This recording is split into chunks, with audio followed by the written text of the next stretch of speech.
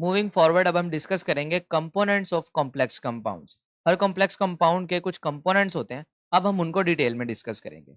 सबसे पहले हम इन सब कंपोनेंट्स के नाम लिख लेते हैं ताकि हमें पता चल जाए कि कौन कौन से कंपोनेंट्स हैं। तो सबसे पहला कंपोनेंट है सेंट्रल मेटल आयन, उसके बाद है लिगेंड, फिर coordination number, coordination sphere, charge on coordination sphere. ठीक है, बेसिकली ये 5 ही कंपोनेंट्स हैं जो कॉम्प्लेक्स कंपाउंड्स के होते हैं। तो अब हम इनको डिटेल में डिस्कस करेंगे। सबसे पहला कंपोनेंट जो है वो सेंट्रल मेटल आयन है, तो उसके बारे में हम डिस्कस करते हैं। तो हमने प्रीवियसली एक कॉम्प्लेक्स कंपाउंड के बारे में डिस्कस किया था जो कि है पोटेशियम फेरोसाइनाइड।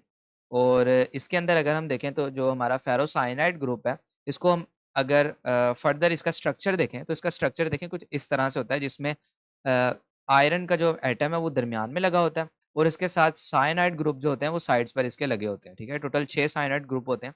अब देखें इसमें खास बात क्या है, इसमें ये है कि जो साइनाइड ग्रुप लगे हुए हैं साइड्स पर, ये आयरन को इलेक्ट्रॉन्स के पेयर डोनेट कर रहे हैं। ठीक है, और आयरन जो है उन इलेक्ट्रॉन्स के पेयर को एक्सेप्ट कर रहा है। ठीक है, और चूंकि ये आयरन सेंटर में लगा हुआ है और ये इलेक्ट्रॉन्स के पेयर ले रहा है, तो इसी वजह से ये सेंट्रल मेटल आयन कहलाता है।